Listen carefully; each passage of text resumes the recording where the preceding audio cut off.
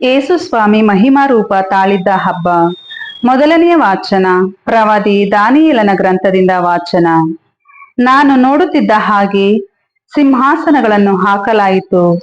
ಮಹಾವೃದ್ಧನೊಬ್ಬನು ಆಸೀನನಾದನು. ಆತನ ಉಡುಪು ಬೆಳ್ಳಗಿತ್ತು ಹಿಮದಂತೆ. ಆತನ ತಲೆಗೂದಲಿತ್ತು ನಿರ್ಮಲವಾದ ಬಿಳಿಯ ಉಣ್ಣೆಯಂತೆ. ಆತನ ಸಿಂಹಾಸನ ಅಗ್ನಿಜ್ವಾಲೆಗಳು, ದಗದಗಿಸುವ ಬೆಂಕಿ ಅದರ ಚಕ್ರಗಳು. ಆ ಸಿಂಹಾಸನದ ಸಮ್ಮುಖದಿಂದ ಪ್ರಜ್ವಲ ಪ್ರವಾಹವೊಂದು ಉಕ್ಕಿ ಹರಿದು ಬಂದಿತು. ಲಕ್ಷೋಪಲಕ್ಷ ದೂತರು ಆತನಿಗೆ ಸೇವೆ ಸಲ್ಲಿಸುತ್ತಿದ್ದರು. ಕೋಟ್ಯಾನುಕೋಟಿ ಕಿಂಕರರು ಆತನ ಮುಂದೆ ನಿಂತಿದ್ದರು. ನ್ಯಾಯ ಸಭೆಯವರು ತೀರ್ಪು ನೀಡಲು ಕುಳಿತುಕೊಂಡರು. ಪಟ್ಟಿ ಪುಸ್ತಕಗಳನ್ನು ತೆರೆಯಲಾಯಿತು. ನಾನು ಕಂಡ ರಾತ್ರಿಯ ಕನಸಿನಲ್ಲಿ ನರಪುತ್ರನಂತಿರುವವನು ಆಕಾಶದ ಮೇಘಗಳೊಂದಿಗೆ ಬಂದು ಆ ಮಹಾವೃದ್ಧನನ್ನು ಸಮೀಪಿಸಿದನು. ಅವನನ್ನು ಆತನ ಸನ್ನಿಧಿಗೆ ತಂದರು. ಸಕಲ ರಾಷ್ಟ್ರ, ಕುಲ, ಭಾಷೆಗಳವರು ಅವನಿಗೆ ಸೇವೆ ಸಲ್ಲಿಸಲೆಂದು ಅವನಿಗೆ ದೊರೆತನ, ಘನತೆ, ರಾಜ್ಯತ್ವ ಇವುಗಳನ್ನು ಕೊಡಲಾಯಿತು. ಅವನ ಆಳ್ವಿಕೆಗೆ ಅಂತ್ಯವಿಲ್ಲ, ಅದು ಶಾಶ್ವತವಾದದ್ದು. ಅವನ ರಾಜ್ಯ ಎಂದಿಗೂ ಅಳಿಯದು. ಪ್ರಭುವಿನ ವಾಕ್ಯ. ದೇವರಿಗೆ ಕೃತಜ್ಞತೆ ಸಲ್ಲಲಿ. ಕೀರ್ತನೆ ಶ್ಲೋಕ. ಪ್ರಭುವೇ ಸರ್ವಾಧಿಕಾರಿ, ನೀನು ಲೋಕಕ್ಕೆಲ್ಲ. ಪ್ರಭುವೇ ಸರ್ವಾಧಿಕಾರಿ, ನೀನು ಲೋಕಕ್ಕೆಲ್ಲ. ಇದೇ ಪ್ರಭುವಿನ ಕೈಯಲ್ಲಿ ರಾಜ್ಯಾಧಿಕಾರ. ಉಲ್ಲಾಸಿಸಲಿ ಧರಣಿ ಮಂಡಲದಾದ್ಯಂತ, ಸಂತೋಷಿಸಲಿ ಕಡಲಿನ ದ್ವೀಪಗಳೆಲ್ಲ. ಇವೇ ಮುಗಿಲು ಕಾರ್ಮುಗಿಲು ಆತನ ಸುತ್ತಲೂ. ನ್ಯಾಯ ನೀತಿ ಆತನ ಗದ್ದುಗೆಯ ಸ್ಥಿವಾರಗಳು. ಶ್ಲೋಕ. ಪ್ರಭುವೇ ಸರ್ವಾಧಿಕಾರಿ, ನೀನು ಲೋಕಕ್ಕೆಲ್ಲ. ಸರ್ವಭೌಮನಾದ ಪ್ರಭುವಿನ ಮುಂದೆ ಕರಗುತ್ತವೆ ಬೆಟ್ಟ ಗುಡ್ಡಗಳು ಮೇಣದಂತೆ. ಘೋಷಿಸುತ್ತದೆ ಗಗನ ಮಂಡಲ ಆತನ ನೀತಿಯನ್ನು. ಕಾಣುತ್ತವೆ ಸಕಲ ಜನಾಂಗ ಆತನ ಮಹಿಮೆಯನ್ನು. ಶ್ಲೋಕ. ಪ್ರಭುವೇ ಸರ್ವಾಧಿಕಾರಿ, ನೀನು ಲೋಕಕ್ಕೆಲ್ಲ. ಸರ್ವಾಧಿಕಾರಿ ನೀನು ಲೋಕಕ್ಕೆಲ್ಲ, ಮಹೋನ್ನತನು ನೀನು ದೇವರುಗಳಿಗೆಲ್ಲ.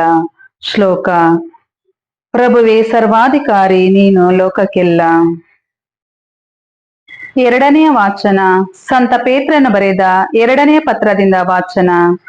ನಮ್ಮ ಪ್ರಭು ಯೇಸು ಕ್ರಿಸ್ತರ ಶಕ್ತಿ ಸಾಮರ್ಥ್ಯವನ್ನು ಮತ್ತು ಅವರ ಪುನರಾಗಮನವನ್ನು ನಿಮಗೆ ತಿಳಿಯಪಡಿಸುವಾಗ ಚಮತ್ಕಾರದಿಂದ ಕಲ್ಪಿಸಿದ ಕಟ್ಟು ಕಥೆಗಳನ್ನು ಆಧರಿಸಿ ನಾವು ಮಾತನಾಡಲಿಲ್ಲ.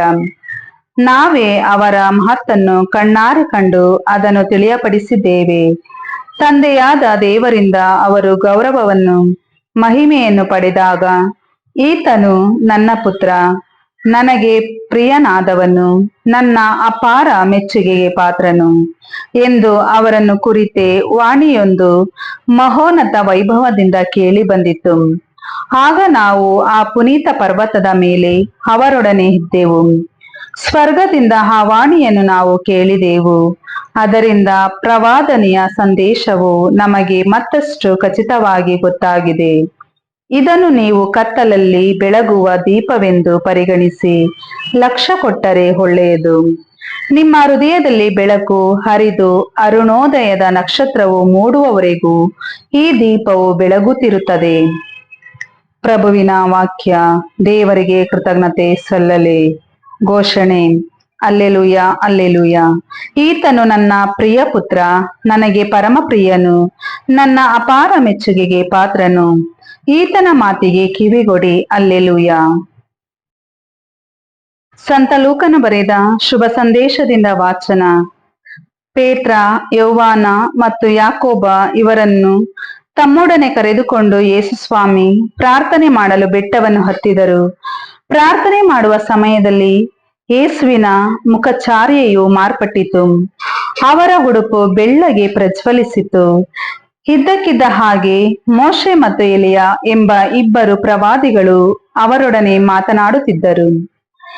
ದಿವ್ಯ ವೈಭವದಿಂದ ಕಂಗೊಳಿಸುತ್ತಿದ್ದ ಇವರಿಬ್ಬರು ಯೇಸು ಜೆರುಸಲೇಮಿನಲ್ಲಿ ಪ್ರಾಣತ್ಯಾಗ ಮಾಡಿ ದೈವೇಚ್ಛೆಯನ್ನು ನೆರವೇರಿಸಲಿದ್ದ ವಿಷಯವಾಗಿ ಸಂಭಾಷಿಸುತ್ತಿದ್ದರು. ಗಾಢ ನಿದ್ರೆಯಲ್ಲಿದ್ದ ಪೇತ್ರ ಮತ್ತು ಸಂಗಡಿಗರು ಎಚ್ಚೆತ್ತಾಗ ಯೇಸುವಿನ ಮಹಿಮೆಯನ್ನು ಅವರೊಡನೆ ನಿಂತಿದ್ದ ಆ ಇಬ್ಬರನ್ನು ಕಂಡರು. ಅವರಿಬ್ಬರು ಯೇಸುವನ್ನು ಬಿಟ್ಟು ಹೋಗುತ್ತಿರುವಾಗ ಪೇತ್ರನು ಯೇಸುವಿಗೆ, ಗುರುದೇವ, ನಾವು ಇಲ್ಲೇ ಇರುವುದು ಒಳ್ಳೆಯದು. ಅಪ್ಪಣೆಯಾಗಲಿ. 3 ಗುಡಾರಗಳನ್ನು ಕಟ್ಟುವೆವು, ತಮಗೊಂದು, ಮೋಶೆಗೊಂದು ಮತ್ತು ಎಲೀಯನಿಗೊಂದು ಎಂದನು. ತಾನು ಏನು ಹೇಳುತ್ತಿರುವೆನೆಂದೇ ಪೇತ್ರನು ಗ್ರಹಿಸಲಿಲ್ಲ. ಆತನು ಇದನ್ನು ಹೇಳುತ್ತಿದ್ದ ಹಾಗೆ ಮೇಘವೊಂದು ಬಂದು ಅವರನ್ನಾವರಿಸಿತು. ಆ ಮೇಘದಲ್ಲಿ ಅವರು ಅದೃಶ್ಯರಾದಾಗ ಶಿಷ್ಯರು ದಿಗಿಲುಗೊಂಡರು. ಅದರೊಳಗಿಂದ, ಈತನು ನನ್ನ ಪುತ್ರನು, ನಾನು ಆರಿಸಿಕೊಂಡನು, ಈತನ ಮಾತಿಗೆ ಕಿವಿಗೊಡಿರಿ ಎಂಬ ವಾಣಿ ಕೇಳಿಸಿತು. ಆ ವಾಣಿಯಾದ ಮೇಲೆ ಕಾಣಿಸಿಕೊಂಡವರು ಯೇಸು ಮಾತ್ರ. ಶಿಷ್ಯರು ತಾವು ನೋಡಿದ್ದನ್ನು ಕುರಿತು ಆ ದಿನಗಳಲ್ಲಿ ಏನನ್ನು ಹೇಳದೆ, ಯಾರಿಗೂ ತಿಳಿಸದೆ ತತ್ಕಾಲ ಮೌನದಿಂದ ಇದ್ದರು. ಪ್ರಭು ಕ್ರಿಸ್ತರ ಶುಭ ಸಂದೇಶವಿದು. ಕ್ರಿಸ್ತರೇ ನಿಮಗೆ ಸ್ತುತಿ ಸಲ್ಲಲಿ.